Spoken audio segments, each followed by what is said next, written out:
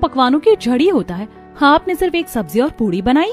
माँ, आज पहला दिन था उसका, जाने दो। समय है शशि अपने पड़ोसन निशा और सरला दोनों के साथ बैठकर चाय पीते हुए बातें कर रही है। बातों ही बातों में शशि कहती है, निशा, सरला, तुम दोनों को पता ही है कि मेरे बेटे रोहित की अब शादी की उम्र हो गई है। वो शहर की इतनी बड़ी कंपनी में ऊंचे पद पर काम कर रहा है। मैंने तो मन बना लिया है कि उसके लिए ऐसी लड़की ढूंढ कर लाऊंगी कि पूरा मोहल्ला दांतों तले उंगलियां दबा लेगा। बिल्कुल सही कह रही हो शशि, रोहित जैसा हीरा बेटा नसीब वालों को मिलता है। उसके लिए तो राजकुमारियों जैसे घर से रिश्ते आने चाहिए। हाँ, पर उस राजकुमारी का हाथ खाली नहीं होना चाहिए। हमने उसे पढ़ाने लिखाने के लिए अपनी हड्डियां घिस दी हैं। घर में तंगी थी, पर हमने उसके करियर पर कोई आंच नहीं आने दी। अब वो लाखों कमा रहा है। मैं तो ऐसी बहू लाऊंगी जो दहेज में चमचमाती गाड़ी, मोटा कैश लाए और सोने चांदी से लदी हो। बातें करने के बाद शशि की सहेलियां चली जाती हैं। अगले दिन शाम को रोहित ऑफिस से घर लौटता है। घर के सभी सदस्य रामलाल, रमन, आर्यन और प्रिया हॉल में बैठे हैं। रोहित भी उनके पास आकर हॉल में बैठता है। थोड़ी देर बाद शशि रोहित से कहती है, बेटा, तेरे लिए मैंने एक लड़की देखी है। शहर की ही है, ऊंचे खानदान की है और काफी सुंदर है। तो कहे तो बात चलाऊं? वो माँ, दरअसल मुझे आप सबसे एक जरूरी बात करनी है। मैं नेहा से प्यार करता हूँ। वो एक मिडिल क्लास फैमिली से है और मैंने फैसला कर लिया है कि मैं उसी से शादी करूँगा। क्या? नेहा? ये कौन है और ये शादी कैसे हो सकती है? मैंने तो ना जाने क्या क्या सपने सजा रखे थे और तू किसी आम लड़की की बात कर रहा है। मम्मी, वो आम नहीं है। वो एक बहुत ही सभी मिडिल क्लास परिवार से ताल्लुक रखती है। वो बहुत पढ़ी लिखी है, समझदार है और सबसे बड़ी बात, वो मुझे बहुत अच्छी तरह से समझती है। अरे चुप कर रोहित, तुझे अंदाजा भी है तू क्या कह रहा है? Middle class? अरे हमारे खानदान की नाक कट जाएगी। लोग हंसेंगे हम पर कि इतना कमाते हुए भी एक साधारण लड़की को बहू बना कर ले आए। मुझे ये रिश्ता किसी भी कीमत पर मंजूर नहीं है। रोहित बेटा, घर की परंपराओं को देखो।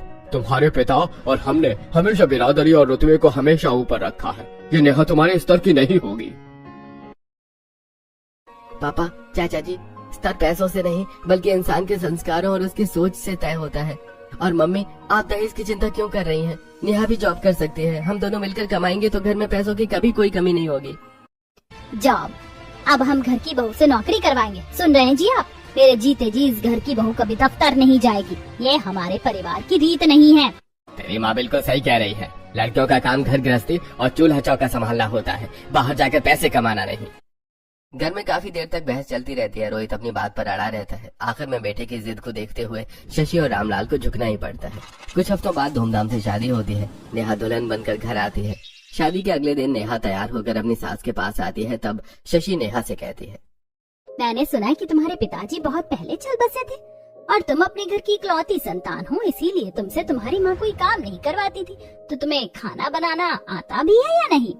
जी मम्मी जी, लेकिन मैंने शादी से पहले खाना बनाना सीख लिया था। आप बताइए मुझे क्या बनाना है? आज मेरी पहली रसोई है। आप जो बोलेंगे मैं बना दूंगी। वैसे अगर तुम किसी अमीर घर से आती तो ढेर सारा सोना और पैसा लाती। अब जब गरीब घर से आई हो तो कम से कम उम्मीद है कि खाना तो अच्छा बनाओगी। जाओ जल्दी से सबके लिए कुछ ऐसा बनाओ जिसे खाकर सबका दिल खुश हो जाए। और हाँ, हमारे यहाँ खाना सिर्फ कढ़ाई में बनता है, प्रेशर कुकर में नहीं। ये बात ध्यान रखना, ठीक है? अब नेहा रसोई में जाती है तो वो देखती है कि किचन में विशाल लोहे की कढ़ाई रखी है। उसने गैस ऑन की और खाना बनाना शुरू किया। उसे ज्यादा जल्दी काम करना नहीं आता था, इसलिए उसने सिर्फ सादा आलू की सब्जी और पूड़ियां ही बना पाई। जैसे 9 बजते हैं सब डाइनिंग टेबल पर जमा हो जाते हैं। अब नेहा सभी को खाना लगाती है। खाना देखकर शशि कहती है, ये क्या नेहा, तुमने सिर्फ सब्जी और पूरी बनाई है, बाकी खाना कहाँ है? भाभी, पहली रसोई का मतलब तो पकवानों की जड़ ही होता है। हाँ, आपने सिर्फ एक सब्जी और पूरी बनाई। माँ, आज पहला दिन था उसका, जाने दो। वैसे खाना तो अच्छा दिख रहा है, खाकर देखो कैसा बना है। रोहित के ऐसा कहने पर सभी लोग खाना खाना शुरू करते हैं। खाना खाकर रमन कहता है, अरे भाई ये क्या है? सब्जी में तो नमक ही नहीं है और पूरी भी अंदर से कच्ची रह गई है। बहू पहली रसोई में ऐसा खाना खिलाओगी? भाई ये तो बिल्कुल फीका खाना है। मम्मी के हाथ के स्वाद के सामने तो ये कहीं नहीं टिकता। मैंने तो पहले ही कहा था, लेकिन रोहित को तो बड़ी पढ़ी लिखी मेमसाब चाहिए थी। अब देखो अपनी पसंद का नतीजा। इसे तो खाना तक बनाना नहीं आता, ये क्या घर संभालेगी? मम्मी जी, मैंने आज से पहले कभी अकेले खाना नहीं बनाया था, इसीलिए गलती हो गई। धीरे धीरे मैं सब सीख लूंगी। अच्छा, तो ये लाड प्यार और रईसी वाले नाटक हमारे घर में नहीं चलेंगे? तुम कोई टाटा बिरला की बेटी तो थी नहीं जो तुमने काम नहीं सीखा। अब यहाँ आ गई हो तो ये सब बहानेबाजी बंद करो। काम तो तुम्हें सीखना भी पड़ेगा और करना भी पड़ेगा। परिवार के सदस्य जैसे तैसे खाना खाते हैं और फिर चले जाते हैं। फिर नेहा अपने कमरे में जाकर रोने लगती है। तभी रोहित कमरे में आता है। नेहा रोहित से कहती है, रोहित, मैं कोशिश कर रही हूँ ना, पर मुझे थोड़ा समय तो चाहिए ना। पर घर वालों ने मुझे पहली रसोई में ही जलील कर दिया। देखो नेहा, ये घर के छोटे मोटे झगड़ों और किचन के मसलों में मुझे मत घसीटो।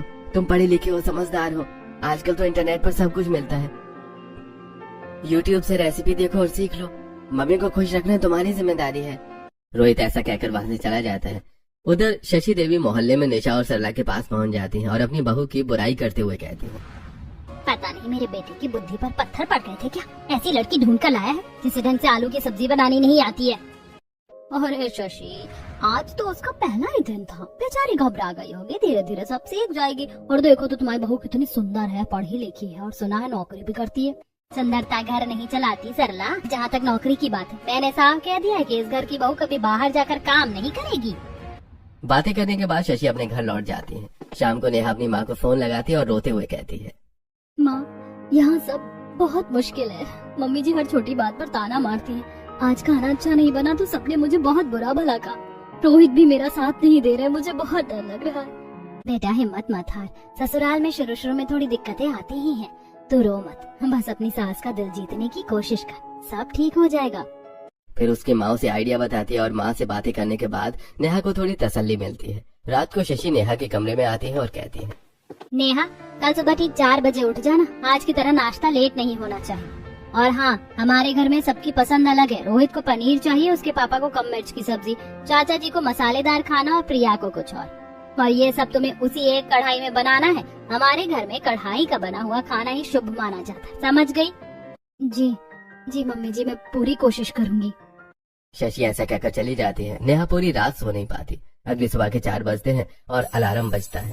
नेहा उठ जाती है और तैयार होकर रसोई में पहुंचती है और सब्जियां काटना शुरू करती है। तभी शशि किचन में आती है और कहती है, अभी तक सिर्फ सब्जियां ही काट रही हो, 9 बजने में ज्यादा समय नहीं लगेगा। जल्दी जल्दी खाना बनाओ।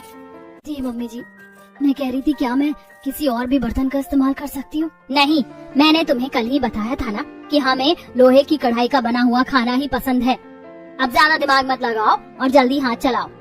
शशि ये कहकर चली जाती है और नेहा रोते हुए सब्जियां काटने लगती है और अपने आप से कहती है, मैंने तो कभी सोचा भी नहीं था कि खाना बनाना मेरे लिए इतना मुश्किल हो जाएगा।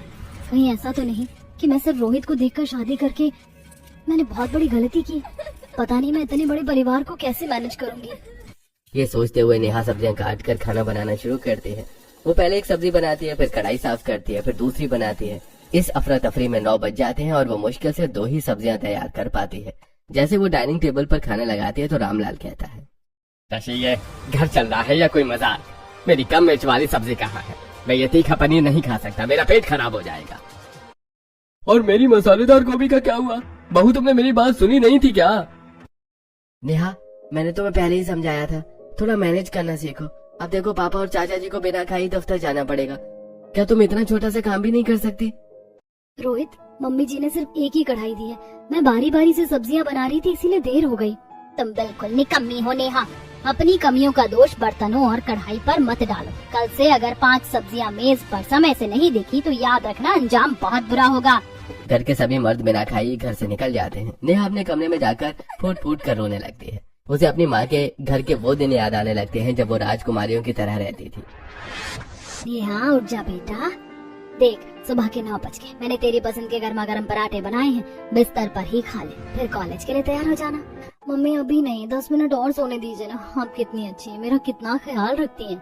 नेहा, तो मेरी इकलौती बेटी है, तेरा ख्याल नहीं रखूंगी तो किसका रखूंगी? अच्छा चल, थोड़ी देर और सो जा, तब तक मैं तेरे लिए टिफिन भी तैयार कर देती हूँ। नेहा को एहसास होता है कि उसने रोहित के लिए कितना बड़ा त्याग किया है, पर यहाँ कोई उसका दर्द समझने वाला नहीं है। वो अपनी माँ को फोन लगाती है और सारी बातें बताते हुए रोने लगती है। माँ, ये लोग एक ही कढ़ाई में 5 तरह की सब्जियां मांगते, मैं कैसे करूँ? इसी बात को लेकर मम्मी जी मुझे हर पल नीचा दिखाती है। ये सुनकर नेहा की माँ उसे समझाती हुई, चुप हो जा मेरी बच्ची, रोने से कोई हल नहीं निकलेगा।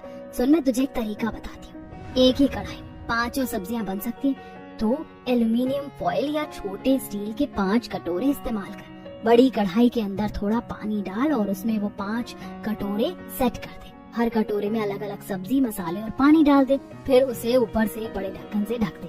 भाप की मदद से 5 सब्जियां एक साथ तैयार हो जाएंगी और जब तक सब्जियां पकेंगी तो दूसरे चूल्हे पर रोटियां सेक लेना। माँ, ये तो मैंने कभी सोचा ही नहीं। क्या सच में ऐसा हो सकता है? हाँ बेटा, ये पुराने जमाने का तरीका है। तू बस अपनी अकल का इस्तेमाल कर और घबरा मत, सब ठीक हो जाएगा। नेहा ये सब सुनकर बहुत खुश हो जाती है। वो तुरंत बाजार जाती है और अपनी पॉकेट मनी से 5 छोटे छोटे स्टील के कटोरे और एल्यूमिनियम फॉइल खरीद कर ले आती है। शाम को जब रोहित घर आता है तो कहता है, नेहा, आज भी अगर पापा का मूड बिगड़ा तो मुझे बीच में मत लाना। सुबह जल्दी उठकर सब ठीक से कर लेना। ठीक है रोहित, आप फिक्र मत कीजिए। अगली सुबह नेहा फिर से 4 बजे उठकर किचन में जाती है और कढ़ाई में पानी डालकर 5 कटोरे फिक्स कर देती है। हर कटोरे में अलग सब्जी, किसी में कम मिर्च, किसी में ज्यादा मसाला डाल देती है। वो कढ़ाई को ढक देती है। लगभग 30-40 मिनट के अंदर 5 सब्जियां एक साथ पककर तैयार हो जाती हैं। नेहा ये देखकर बहुत खुश होती है। फिर वो सभी को खाना लगाती है। सभी लोग खाना खाने लगते हैं। खाना खाकर रामलाल कहता है, वाह बहू, आज तो सब्जी में वही स्वाद है जिसकी मुझे तलाश थी। मिर्च भी बिल्कुल वैसी ही है जैसा मैं खाता हूँ। और मेरी मसालेदार गोभी भी लाजवाब बनी है। मान गए बहू, तुमने तो सच में कमाल कर दिया। भाभी, सच में आज का नाश्ता तो बेस्ट है। आपने मैनेज करना सीख लिया। देखा नेहा, मैंने कहा था ना, तुम कर लोगी, बस थोड़ी कोशिश की जरूरत थी। नेहा मुस्कुरा देती है। सभी लोग खाना खाकर अपने अपने काम पर चले जाते हैं। दोपहर में शशि नेहा से कहती है, नेहा, आज शाम को मैंने तुम्हारी मुंह दिखाई की रस्म रखी है। मैं मोहल्ले में निमंत्रण बांट देती हूँ। शाम को हम तुम्हारी मुंह दिखाई कर लेंगे। जी मम्मी जी। मोहल्ले में निशा और सरला के पास पहुँचती है। तब निशा कहती है, क्या बात है शशि, आज बड़ी चहक रही हो। बहू ने कुछ खास जला दिया क्या? कुछ नहीं निशा, बस खाना ही तो बनाया है। इसमें कौन सा बड़ा काम है। पर हाँ, लड़की थोड़ी चालाक तो है। उसने एक ही कढ़ाई में जुगाड़ करके 5 सब्जियां बना दी। यह तो बड़ी अच्छी बात है। तुम्हारी बहू तो बड़ी ही इंटेलिजेंट निकली। अब इतने से काम करने से कोई इंटेलिजेंट थोड़ी ना हो जाता है। वैसे मैं तुम लोगों को ये बताने आई थी कि शाम को मैंने उसकी मुंह दिखाई की रस्म रखी है, तो तुम लोग जरूर आना। ऐसा कहकर शशि मोहल्ले की बाकी औरतों को दावत देने के लिए चली जाती है। शाम को सभी औरतें शशि के घर इकट्ठा होती हैं। तब नेहा सबके लिए चाय बनाकर लेकर आती है और बैठकर सभी से बातें करती है। ये देखकर निशा कहती है, शशि, तुम्हारी बहू तो सच में चांद का टुकड़ा है। कितनी शांत और संस्कारी लग रही है। और देखो तो कितने अच्छे से सबके साथ मिल रही है। रोहित की पसंद तो वाकई लाजवाब है। हाँ हाँ ठीक है, पर मुझे तो वैसी बहू नहीं मिली जैसी मैंने सोची थी। तभी सरला की नजर अचानक किचन में रखी उस बड़ी कढ़ाई पर पड़ती है। वो किचन के पास जाकर देखती और हैरान होकर कहती है, अरे शशि, तुम्हारी बहू ने कितना कमाल का जुगाड़ निकाला है। एक साथ 5 सब्जियां बनाने का ये तरीका तो वाकई अद्भुत है। इससे गैस भी बचती है और वक्त भी। यह लड़की तो बहुत समझदार है। हाँ, जुगाड़ तो अच्छा है। और सरला, उसके सामने ये सब मत कहना, वरना वो सिर पर चढ़ जाएगी और फिर मेरी एक नहीं सुनेगी। रस्म खत्म होती है और सभी औरतें अपने अपने घर चली जाती हैं। ऐसे अब नेहा हर दिन उस लोहे की कढ़ाई में 5 कटोरियां रखकर सब्जी बनाती है और सभी को समय पर नाश्ता और खाना दे देती है। सभी लोग धीरे धीरे नेहा से खुश रहने लगते हैं। ऐसे कुछ दिन बीत जाते हैं। एक दिन रात को बातों ही बातों में नेहा रोहित से कहती है, रोहित, अब सब कुछ नॉर्मल हो गया है। सब लोग मुझसे खुश भी हैं। क्या मैं अब अपनी जॉब के बारे में पापा जी से बात कर सकती हूँ? मेरी इतनी मेहनत से ली गई डिग्रियां बेकार जा रही हैं। मेरी माँ ने बहुत खून पसीना एक करके मुझे पढ़ाया है। नेहा, अभी ये सही वक्त नहीं है। पापा और मम्मी अभी बस तुमसे खुश होना शुरू हुए हैं। अगर अभी मैंने नौकरी की बात छेड़ी तो सारा बना बनाया काम बिगड़ जाएगा। मम्मी को ये कभी मंजूर नहीं होगा। पर रोहित, तुमने शादी से पहले मुझसे वादा किया था कि तुम मुझे जॉब करने की परमिशन दिलवाओगे। और फिर क्या मैंने सिर्फ सारा दिन चूल्हा चौका करने के लिए इतनी डिग्रियां ली थी? देखो नेहा, शादी के बाद बहुत कुछ बदल जाता है। घर की शांति के लिए कुछ बलिदान देने पड़ते हैं। अब सो जाओ। मैं पहले ही ऑफिस के खर्चों और प्रेशर से बहुत परेशान हूँ। तुम अभी इस बारे में और बात मत करो। रोहित दूसरी तरफ करवट लेकर सो जाता है। नेहा की आंखों से आंसू बहने लगते हैं। उसे कॉलेज के दिन याद आते हैं। नेहा, तुम सचमुच बहुत इंटेलिजेंट हो। इतने अच्छे परसेंटेज आए हैं तुम्हारे। तुम शादी के बाद भी जॉब करना, अपना करियर बनाना मत छोड़ना। सच में रोहित, तुम्हें मेरी कितनी परवाह है। मैं इसीलिए तो तुमसे प्यार करती हूँ। मैं भी अपने बारे में यही सोचती हूँ कि अपनी शादी के बाद भी मैं अच्छी पोस्ट पर जॉब करूंगी। बस तुम मेरा साथ देना। यही सोचते हुए नेहा सो जाती है। समय बीतने लगता है। नेहा अब एक रोबोट की तरह घर के सारे काम निपटाने लगी थी। शशि की शाख पूरे मोहल्ले में बढ़ गई है। उनकी बहू जादुई है और एक ही कढ़ाई में पूरी दावत तैयार कर देती है। एक दोपहर सरला फिर से शशि के घर आती है और बड़े प्यार से कहती है, शशि, कल मेरे घर पर कुछ बहुत खास मेहमान आ रहे हैं। मेरी बहू से तो ढंग का चाइनीज खाना बनता नहीं है, सब गड़बड़ कर देती है। क्या तू कल दोपहर के लिए नेहा को मेरे घर भेज देगी? वो बस थोड़ा नूडल्स और मोमोज बना देगी। सुना है वो ये सब भी बहुत लाजवाब बनाती है। क्यों नहीं सरला, मेरी बहू तो मेरी एक बात कभी नहीं टालती। वो आएगी और तुम्हारे मेहमानों का दिल जीत लेगी। मैं उसे कल समय पर भेज दूंगी, तू फिक्र मत कर। शशि देवी तुरंत